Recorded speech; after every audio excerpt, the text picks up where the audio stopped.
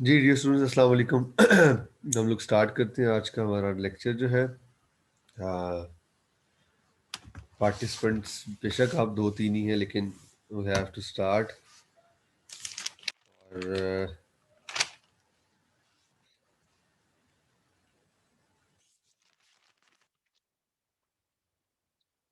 ये police force commission हम लोग पढ़ रहे थे, मेरे ख्याल में शायद ये हम लोगों ने इसको कहाँ तक कर लिया था, ये पॉइंट नंबर सी तक पढ़ लिया था।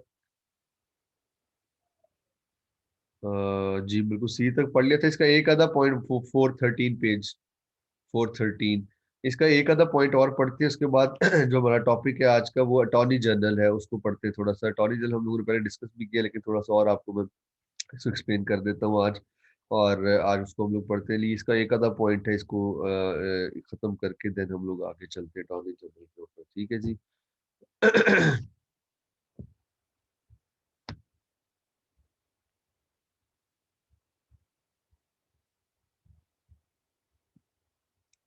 ये पेज नंबर 413 निकाले जरा, डी पॉइंट इसका 413।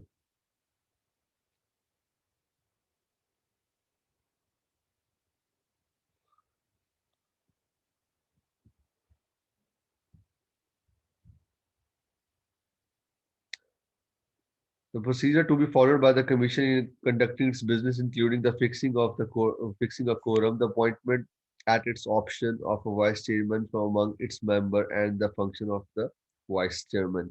जी, कहते हैं कि जो प्रोसीजर है उसको फॉलो करना पड़ेगा। कमीशन जो है उसको फॉलो करेगा, उनके जो भी मामलात है अपने मामलात को इस्तेमाल करते हुए, अपने इख्तियारात को इस्तेमाल करते हुए जो है कमीशन जो है वो उस प्रोसीजर को फॉलो करेगा। और चाहे वो उसमें आपके वाइस चेयरमैन की अपॉइंटमेंट हो, चाहे वो कोरम को उन्होंने फिक्स करना हो। कोरम से मुराद होता है कि मिनिमम नंबर आप कह लें कि मेंबर ऑफ किसी भी चीज़ का। लाइक मैं कहता हूँ कि अगर 10 होंगे तो then quorum complete, otherwise quorum complete नहीं है। मिनिमम आप कह लो कि नंबर ऑफ मेंबर्स कह सकते हैं, वो होंगे तो देन आपका कोरम कंप्लीट होता है। उसमें 5 भी हो सकते हैं, 10 भी हो सकते हैं, 20। It's depend on the organisation, क्या सिचुएशन, किसका कोरम है, किस लिए बुलाया गया, उस हिसाब से जो है वो आप अपनी प्रोसीडिंग करते हैं कोरम के मुताबिक। Any other matter for which the commission considered it's necessary or expedient to provide the better performance system। जी कहते हैं कोई भी ऐसा कमीशन को लगे कि जिससे उसको जो जरूरी है या उससे फायदा हासिल हो सकता है, उससे उनकी जो इख्तियारात हैं या परफॉर्मेंस है वो बेहतर हो सकती है, तो कहता है उसको भी वो इस्तेमाल कर सकता है। अच्छा आज अब अटॉर्नी जनरल आ जाए, इसको यहाँ पे वाइंड अप करें। ये पॉइंट तक ये पुलिस कमीशन जो है 413 पेज तक। 413 के बाद आगे ये जो पेजेस हैं आप लोगों ने ये वाले नहीं करने हैं, जनरल प्रोविजन और रिलेटिंग इन छोड़ देना है सारा। आप लोगों ने आगे आना है जी पेज नंबर 425 पे। 413 पे ब्रेक लगाने के बाद 425 पेज पे आना है। जो बीच में वाले पेजेस हैं उसको स्किप करना है, नहीं करने। ठीक है।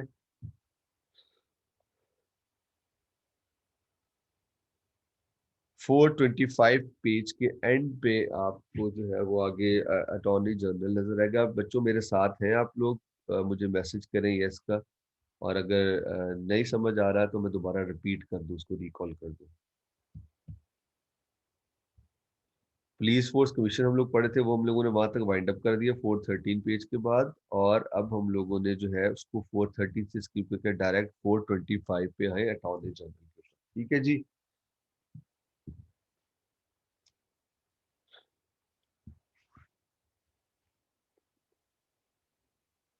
ओके।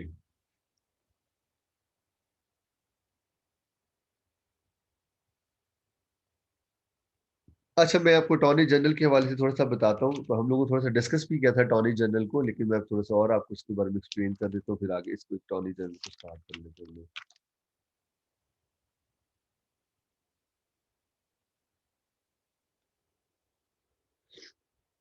अपने वर्ड यूज कर सकते हैं लेकिन अपने वर्ड यूज करते हुए उस चीज का बहुत ख्याल रखना है कि उसका मतलब और ना हो जाए। सबसे बड़ा मसला यहाँ पे ये थ्योरी होती है। थ्योरी में जैसे हम लोग लास्ट में पढ़ते हैं, थ्योरी में इंसान अपने पास से भी आप जो है थोड़ा सा बढ़ा सकते हैं, एग्जैजरेट कर सकते हैं, अपने वर्ड यूज कर सकते हैं। इसमें बहुत एहतियात से चलना है, क्योंकि कॉन्स्टिट्यूशन का अगर कोई वर्ड आप चेंज करते हैं, आपको मे भी उसका मतलब कुछ और भी बन सकता है, ठीक है। या तो आपको प्योरली पता हो कि इसका मतलब, या सिनोनिम वर्ड जो यूज कर रहे हैं, जो वर्ड यूज कर रहे हैं, इससे इसका तहरीर में जो तर्जमे में कोई फर्क नहीं आएगा, तो आप कर सकते हैं, अपने वर्ड में लिख सकते हैं, कोई मसला नहीं। आपको टेक्निकली अगर उर्दू में पता चल जाता है ये क्या कह रहा है, उसको आप इंग्लिश में आप वही उसी उसको इंग्लिश में ट्रांसलेट कर सकते हैं, बस मतलब चेंज ना हो, आप कर सकते हैं। कॉन्स्टिट्यूशन में सबसे बोरिंग काम ही बच्चों ये लगता है कि आप अपनी उस लाइन को छोड़ नहीं सकते, वो मज़ा भी नहीं आता। सही जो है, ऑनेस्टली बताऊँ, उसमें एग्जैजरेट करके एग्जांपल्स इधर की दे के उधर की दे के और अपने पास से उसको वर्ड्स ऐड करके वो बड़ा अच्छा मज़ेदार सा लेक्चर बनता होता है। लेकिन यहाँ पे हम थोड़ा सा रिस्ट्रिक्टेड होते हैं कॉन्स्टिट्यूशन पढ़ते हुए। बहरहाल अटॉर्नी जनरल पे आ जाए। अटॉर्नी जनरल देखिए, अटॉर्नी जनरल पढ़ लेता हूँ पहले पैराग्राफ, उसके बारे में आपको एक्सप्लेन करता हूँ, फिर अटॉर्नी जनरल का थोड़ा सा इन्फॉर्मेशन भी देता हूँ आपको, देन फिर हम आगे चलते हैं। पेज नंबर 425 है। G. The Angry Patwanagong shall, on the advice of the Prime Minister, appoint a person who is qualified to be a judge of the federal court to be the Attorney General for the Federation. जी, अच्छा जी। अब क्या कह रहे हैं? सबसे पहले attorney general, मैंने आपको बच्चों पहले भी हम लोगों ने हल्का से डिस्कस किया था अटॉर्नी जनरल के हवाले से, बल्कि मैंने बताया था अटॉर्नी जनरल क्या होता है। अटॉर्नी जनरल बच्चों आसान अल्फाज में ये आप कह लें कि आप चीफ, आप कह लें legal advisor to the government होता है, ठीक है। गवर्नमेंट के जो भी लीगल मैटर्स हैं, गवर्नमेंट की जगह पे वो गवर्नमेंट को रिप्रेजेंट करता है तमाम फोरम के ऊपर, वो आपका अटॉर्नी जनरल होता है, यानी कि और साथ साथ वो लीगल एडवाइजर भी होता है। कोई भी कानूनी मामलात होते हैं स्टेट की, रियासत के उस मामलात को, लीगल मैटर्स को डील करता है, एडवाइस करता है, सजेस्ट करता है गवर्नमेंट को, गवर्नमेंट कैबिनेट को, पार्लियामेंट को, उस हवाले से, और गवर्नमेंट को रिप्रेजेंट करता है हर फोरम के ऊपर। वो आपका अटॉर्नी जनरल होता है। Basically he is a public prosecutor भी इसको कह सकते हैं, ठीक है। और आप ये कह लें कि अच्छा ये होगा। अब आपका थोड़ा सा अगर इसको हम देखें अटॉर्नी जनरल के हवाले से, अटॉर्नी जनरल जो है वो आप कह लें कि इसको क्या लिखा है जी आपने? अच्छा ठीक है। तो कौन सी, अब ये हमारे पाकिस्तान का अगर अटॉर्नी जनरल देखें तो आपका इस टाइम जो अटॉर्नी जनरल है वो खालिद जवाद खान साहब हैं। हाँ जी बिल्कुल, खालिद जवाद खान है। और ये आपके 35th 35वें आपके जो है वो अटॉर्नी जनरल है पाकिस्तान के, ठीक है। और अटॉर्नी जनरल जैसे मैंने आपको बताया, इसी तरह जो आपका ये प्राइम मिनिस्टर होता है, इसके पास इख्तियारात होते हैं। इस ये प्राइम मिनिस्टर इसको अपॉइंट करता होता है, और प्राइम मिनिस्टर के पास राइट होता है इसको अपॉइंट करने के, इसको अपॉइंट करने के लिए, ठीक है। अगर तो आपका पाकिस्तान में बता रहा हूँ, अगर तो आप देखें जैसे आपकी मलेशिया के अंदर है, यूनाइटेड किंगडम के अंदर किंगशिप वाला सीन है, तो उसमें जो है वो जो किंग होगा उससे भी जो है वो मुशावरत करना जरूरी है, उसकी रिकमेंडेशन और वो कंसल्टेशन प्राइम मिनिस्टर के साथ करके इसको अपॉइंट करता है इस पर्सन को, ठीक है। और अब अगर आप मलेशिया की बात करें तो मलेशिया में भी सेम यही काम है, जो अटॉर्नी जनरल जो होता है उसका भी यही काम है कि उसने भी जो है वो लीगल एडवाइस करना है गवर्नमेंट को, लीगल एडवाइस करना है किंग को, जो सुल्तान है ये एंडी फरटोन को, उनको लीगल एडवाइस करना है, सजेस्ट करना है, उनके लीगल मैटर्स को रिप्रेजेंट करना है। तो ये मामलात वहाँ पे भी जो है लीगल मामला, लीगल मैटर्स जो है वो अटॉर्नी जनरल डील करता है स्टेट के। और उधर का जो अटॉर्नी जनरल है उसका जो ये नेम है, ये इसका नेम था पेगोम नेगेरा, इस तरह कुछ इसका नेम है। प्रोनाउंसिएशन में थोड़ा सा फर्क हो सकता है। पेगोम नेगेरा। और ये पहला जो इसका इनका अटॉर्नी जनरल था वो केनेथ जो था, वो इनका फर्स्ट अटॉर्नी जनरल था मलेशिया का। और जैसे मैंने बताया कि अटॉर्नी जनरल का काम भी जो है वो यही होता है कि लीगल एडवाइस करके गवर्नमेंट को। और बेसिकली ये जो इसका टेन्योर आपके जेहन में आ रहा होगा सर, ये कब से कब तक इसका टेन्योर होता है? बच्चों इसका जो टेन्योर होता है अटॉर्नी जनरल का, इसकी according to the Malaysian constitution इसकी जो है वो लिमिट नहीं होती, इट्स लिमिटलेस, मतलब कि नो लिमिट। ये 1 साल भी हो सकता है, ये कंटिन्यू भी रख सकता है, उसके पास अगॉन के पास इख्तियारात होते हैं, उसको वो हटा भी सकता है, ठीक है। हाँ, वो खुद चाहे तो रिजाइन कर सकता है, लेकिन जो है वो इसकी कोई लिमिट नहीं कि 2 साल बाद इसको खत्म करना है, 1 साल बाद खत्म करना है, ये जब उनकी सवाबदीद के ऊपर है, इसको खत्म according to the Malaysian constitution में बात कर रहा हूँ, ठीक है जी। और अकॉर्डिंग टू मलेशियन कॉन्स्टिट्यूशन में ये 1946 में ये फर्स्ट टाइम जो था, ये जो कैनेथ मैंने इनका नेम बताया, ये जो है वो अटॉर्नी जनरल के अहदे पे फाइज किया गया था 1946 के अंदर, ठीक है। अच्छा, ये तो अब आपको जो है वो थोड़ा सा इसकी कह लें कि ये बायोग्राफी टाइप कह लें, या जो भी इसको आप कह सकते हैं, उसके बारे में आपको इन्फॉर्मेशन थी। अब आपको अटॉर्नी जनरल के बारे में क्लियर हो गया होगा, अटॉर्नी जनरल का काम क्या है, अटॉर्नी जनरल जो है वो क्या करता है, ठीक है।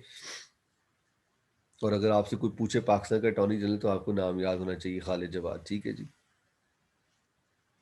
ये आपके 22nd प्राइम मिनिस्टर है इमरान खान साहब, शायद उन्होंने 22वां ही है मेरे ख्याल में जी, इन्होंने अपॉइंट किया है जी इनको, ठीक है। और ये जो है वो जज भी हो सकता है, लॉयर भी हो सकता है।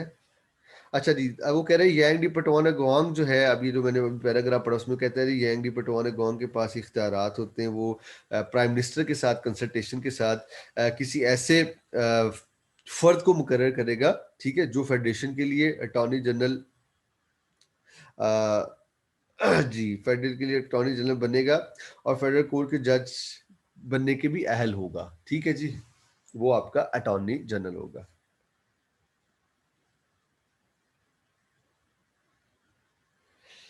ठीक है जी, किसी ऐसे फर्द को मुकर्रर करेंगे, यांग डी पटवान गोंग जो है वो प्राइम मिनिस्टर की एडवाइस के ऊपर उनके साथ कंसल्टेशन के बाद ऐसे पर्सन को अपॉइंट करेंगे, किसी ऐसे फर्द को मुकर्रर करेंगे जो फेडरेशन के लिए अटॉर्नी जनरल बनने के लिए फेडरल कोर्ट के जज बनने का अहल भी हो, ठीक है जी। ये कह रहे आगे कह रहे जी, इसका उसकी अब ड्यूटीज क्या है, इसकी ये कैसे कैसे काम करते हैं, ये आप इस पैराग्राफ नेक्स्ट पॉइंट नंबर 2 है, पेज नंबर 426 है जी।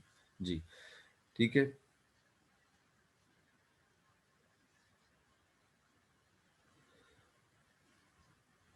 It shall be the duty of the Attorney General to advise the Yang Di Patton Agong or the cabinet or any minister upon such legal matters, and to perform such other duties of legal character as may from time to time be referred or assigned to him by the Yang Di Patton Agong or the cabinet, and to discharge the function conferred on him by or under this constitution or any other written law. जी, अब क्या क्या duty आ गई जी, सबसे पहले क्या है, जो attorney general की एडवाइस है यांग डी पटागोन और द कैबिनेट और any minister for legal matters. अभी जो मैंने आपको बात की कि यांग डी पटागोन को, सुल्तान को, जो आपकी कैबिनेट है, मिनिस्टर्स हैं, उनको लीगल मैटर्स के ऊपर कानूनी चारा जो होती है, कानून कानूनी मामलात जो हैं उनको हल करने में, उनको परफॉर्म करने में, उनको कैसे चलना है उसके ऊपर वो जो एडवाइस करता है कैबिनेट को, मिनिस्टर्स को, ठीक है, तमाम मामलात को देखता है, या कोई भी आ, मामले के ऊपर, फॉर एग्जांपल कैबिनेट या सुल्तान उसको या प्राइम मिनिस्टर कोई भी उसको काम सौंपते हैं, वक्त के मुताबिक कोई भी हो सकता है, कोई प्रॉब्लम हो सकती है, जैसे स्टेट को कोई मुकदमा केस करना, ये वो सारे मामलात को जो उसको उसके स्पुर्द किए जाएंगे, वो उन मैटर्स को भी देखेगा, उन मैटर्स को भी मामलात को भी लीगली तौर पे, कानूनी तौर पे क्या ऑप्शन है स्टेट के पास, किस तरह स्टेट इस जो प्रॉब्लम है या जो ये कानूनी चाराजोई करना चाहती है उसको जो है वो उसमें सक्सेस हासिल कर सकता है। ये तमाम मामलात जो होते हैं देखने के, ये अटॉर्नी जनरल के पास होते हैं, वो उन मामला को देखता है और इसको ड्यूटी असाइन की जाती है इनकी, ये खुद भी एडवाइस कर सकते हैं और इससे एडवाइस ली भी जा सकती है, कैबिनेट भी ले सकती है, पार्लियामेंट भी ले सकती है, किंग भी, सुल्तान जो है वो भी उससे ले सकते हैं, और वो अपने जो को जो उसको इख्तियारात अता किए गए हैं, कॉन्स्टिट्यूशन ने जो उसको राइट्स दिए हैं, उसके मुताबिक उसके अंदर रहते हुए ये तमाम मामलात को वो लीगली तौर पे देखेगा और उससे ओवरकम करने की कोशिश करेगा स्टेट के हवाले से। ठीक है जी बच्चों, ये इसकी ड्यूटीज़ हैं। समझ आ गया होगा आपको, भी बहुत आसान अल्फाज में समझाया मैंने, इसमें कोई मुश्किल बात भी नहीं है। कि लीगली मैटर्स को देखेगा, चाहे वो और लीगल एडवाइस करेगा, और कोई अगर स्टेट को मामला पेश आते हैं स्पेशली लीगली, वो उनको भी जो है वो देखेगा, उसको भी सॉल्व करने की कोशिश करेगा। ठीक है।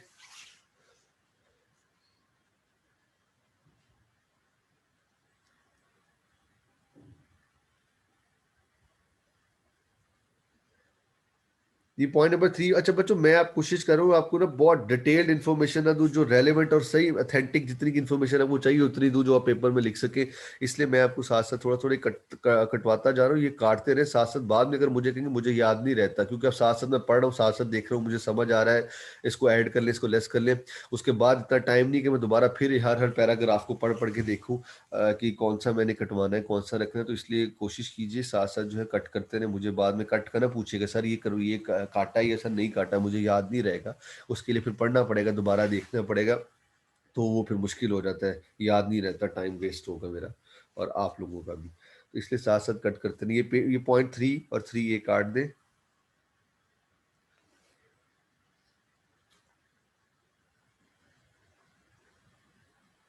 पॉइंट नंबर 4 चलिए पढ़ लेते हैं इसको। पॉइंट नंबर 4 को देख लेते हैं जी।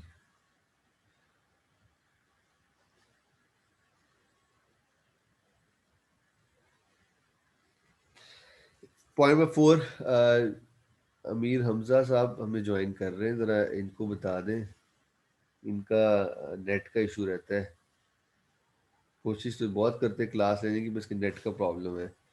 अमीर हमजा 427, आज फिर आप बहुत जल्दी आए हो। यकीनन आज भी आपका नेट जो कनेक्ट नहीं हो रहा होगा। 427 पेज पे आप बच्चे अच्छे हो, इसलिए मैं आपको जो है ना ध्यान देता हूँ।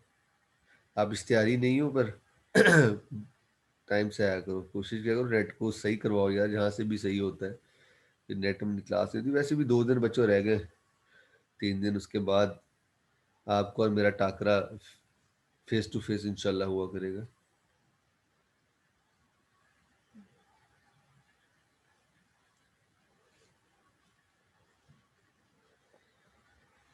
अच्छा, in the performance of this his duties, 427 page. In the performance of his duties, the Attorney General shall have the right to audience in and shall take precedence over any other person appearing before any court or tribunal in the Federation. जी।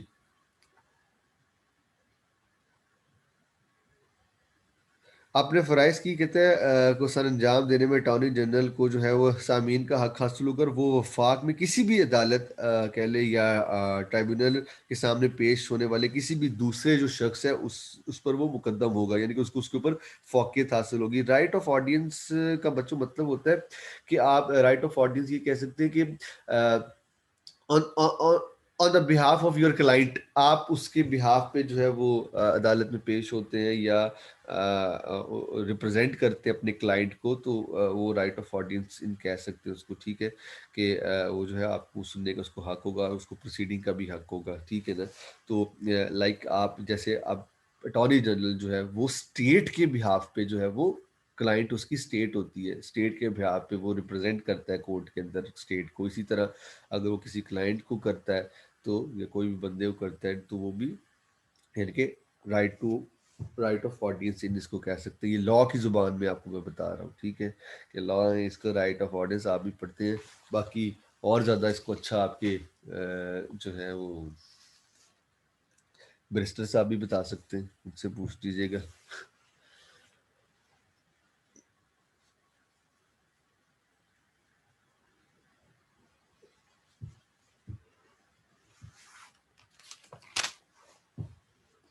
जी बच्चों।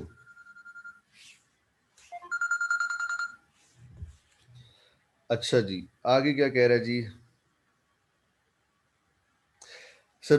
Point number 5 है जी, 428 पे बच्चों, subject to clause 6, the attorney general shall hold office during the pleasure of the Yang di Pertuan Agong and may at any time resign his office and unless he is a member of the cabinet shall receive such remuneration as the Yang Patong Agong may determine। ठीक है। अच्छा जी,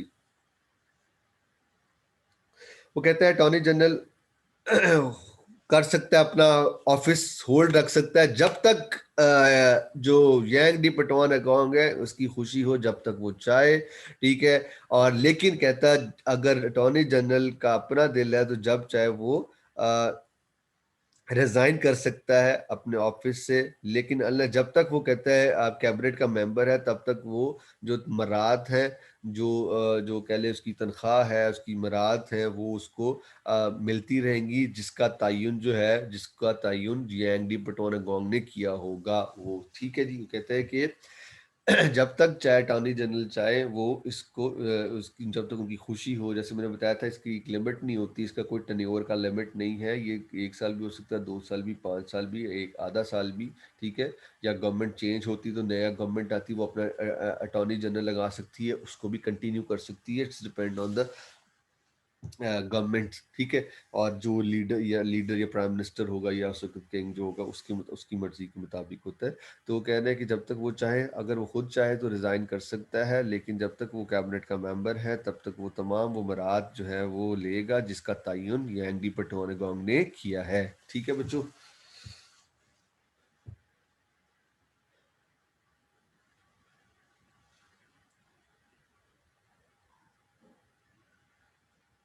point number 6 है इसको,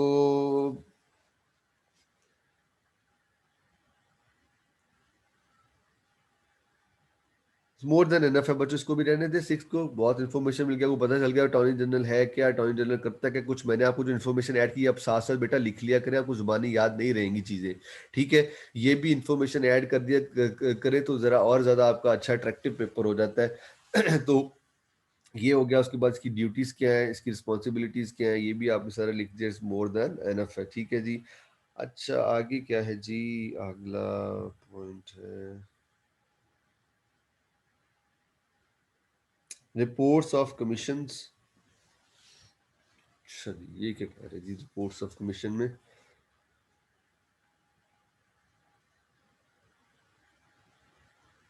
428 बच्चों, page number.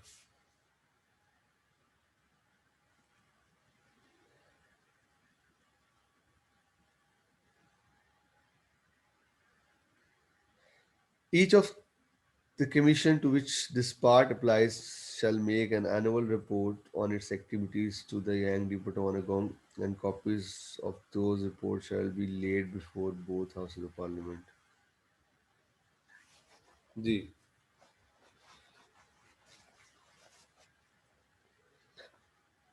Reports of commission. अच्छा जी, अब ये जो मामला थे, जो कमीशन बनाई, ये जो एक्टिविटीज हम लोगों ने भी पीछे पढ़ी हैं, अब इसकी देखिए इसकी एनुअल एक रिपोर्ट भी तो होनी चाहिए ना, क्या एक्टिविटी की सालाना इसकी कारकर्दगी जिसको कहते हैं, उसको जांचने के लिए क्या हमने इसे हासिल किया, क्या हमारे ड्रॉबैक्स थे, क्या पॉजिटिव पहलू थे, कौन से नेगेटिव पहलू थे, इन तमाम चीज़ों को जो है वो इनको ऊपर कौन इसके ऊपर नज़रसानी करेगा, इनको कौन देखेगा, इनको रिव्यू कौन करेगा। कहते हैं एक एनुअल रिपोर्ट होगी, एनुअल रिपोर्ट बनाई जाएगी जो कि अटॉर्नी जनरल को भी पेश की जाएगी, सॉरी अपना सुल्तान जो है उनको भी पेश की जाएगी, और आपके जो हाउसेज हैं, दोनों हाउसेज जो है उनको भी जो है उनके सामने भी रखी जाएगी। जो जो भी कमीशन बनाया गया है, जो भी इदारा था, उसकी जो एनुअल रिपोर्ट है उसकी कारकर्दगी के हवाले से उसका जायजा लिया जाएगा कि इसने जो है वो क्या काम किया, कैसे काम किया, जो टारगेट्स थे, जो गोल्स थे, वो कितने अचीव किए, किस हद तक अचीव किए, क्या चीज़ें हुई, क्या चीज़ें नहीं हुई, तमाम चीज़ों का रिव्यू किया जाएगा। देखिए कोई भी आप एक काम शुरू करते हैं, एक्टिविटी करते हैं, तो ज़ाहिर है उसका एनुअल या क्वार्टरली या हाफ ईयर रिव्यू ज़रूर होता है। मंथली भी रिव्यू हो सकता है, वीकली भी हो सकता है, depends on situation, depend on organisation, depend what you are doing. तो उस हिसाब से आप उसको रिव्यू करते हैं कि जो मैं करना चाह रहा हूँ मैं उस ट्रैक पे हूँ, जो मैं अचीव करना चाह रहा था क्या मैंने वो अचीव किया, या का किस हद तक अचीव किया। तो रिव्यू जो होता है, एनुअल रिपोर्ट होती है, वो जरूरी होती है। ठीक है, जो कहता है वो पार्लियामेंट के अपर हाउस, लोअर हाउस, दोनों जो हाउसेज हैं उनके आगे भी रखी जाएगी, और जो सुल्तान है उनको भी दी जाएगी, ताकि वो इसको असेस कर सके, इसको रिव्यू कर सके।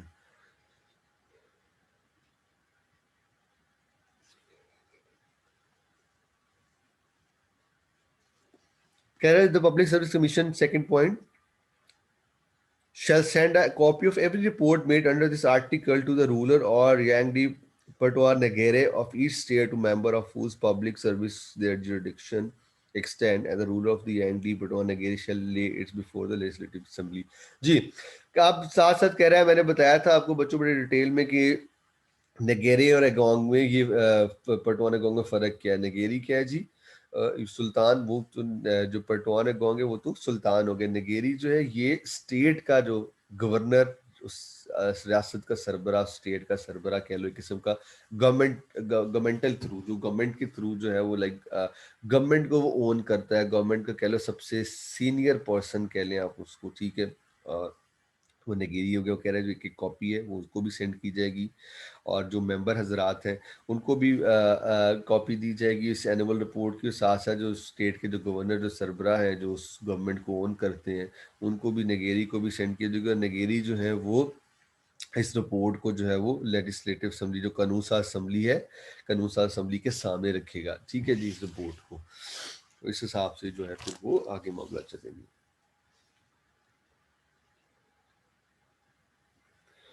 जी बच्चों, यहाँ तक अभी ब्रेक लगाते हैं, बाकी इंशाल्लाह कल स्टार्ट करेंगे, आगे कंटिन्यू करेंगे, क्या करना है और कहाँ से स्टार्ट करना है इंशाल्लाह मैं आपको कल बताऊंगा। आज के लिए इतना ही काफ़ी है, यहाँ पे इसको ब्रेक लगाते हैं।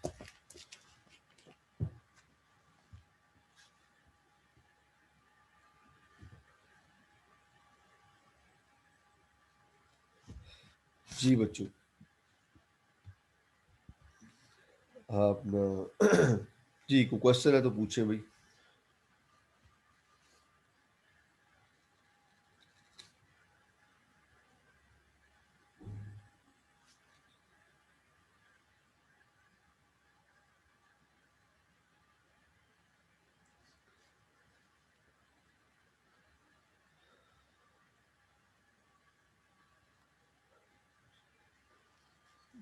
जी, एनी क्वेश्चन रिगार्डिंग दिस और एनी क्वेश्चन ओवरऑल आप कर सकते हैं। अगर कोई क्वेश्चन नहीं है तो फिर मैं वाइंड अप की तरफ जाता हूँ क्लास की।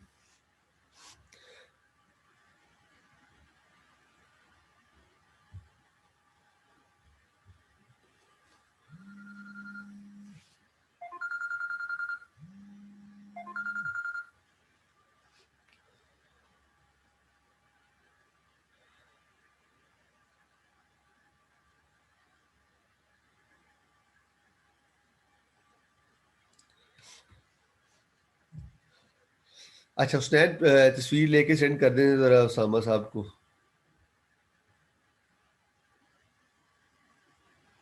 स्नेहा, नताशा,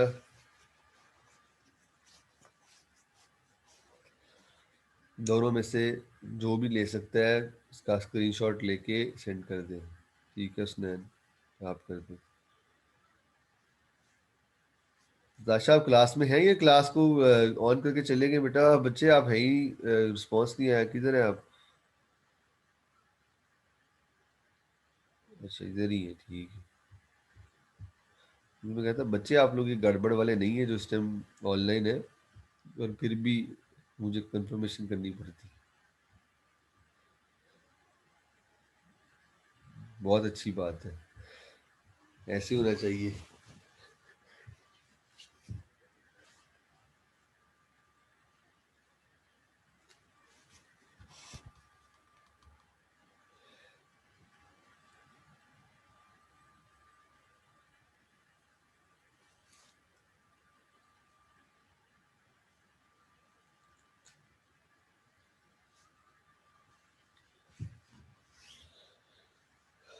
तो रेगुलर क्लासेस ले रहे हैं आपकी बैरिस्टर साहब, और जो है दूसरी, कौन रेगुलर क्लासेस ले रहा है बच्चों?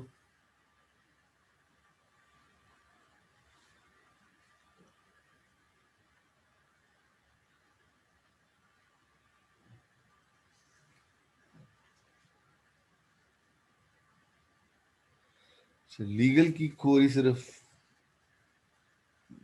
ये बैरिस्टर साहब ये कौन पढ़ाता है आपको?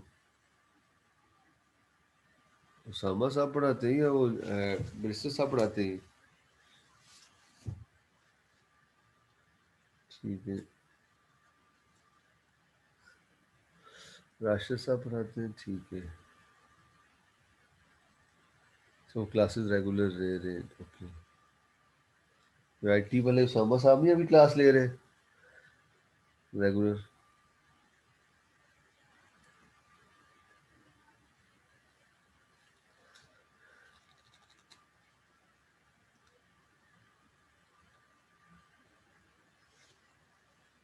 चलिए ठीक है। ठीक है भाई बच्चों, अगर कोई बात नहीं तो क्लास को वाइंड अप करते हैं, इंशाल्लाह कल कंटिन्यू करेंगे आगे।